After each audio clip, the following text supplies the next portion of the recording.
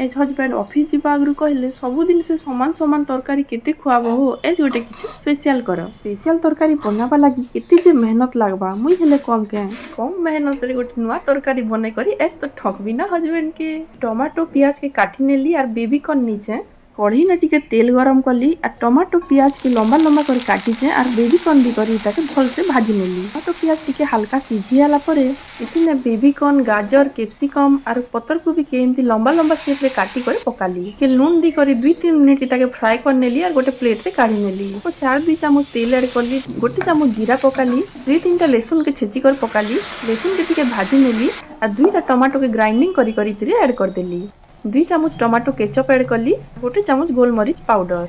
S हिसाब टिके नून add कर देबे तार पछे इतना भाजी कर रखिथिबा सब परिबा के ऐड कर देली 4-5 मिनिट ताके भल से लो फ्लेम रे कसी सारला परे तरकारी हमर रेडी ही गला सुचिना पूरा टेस्टी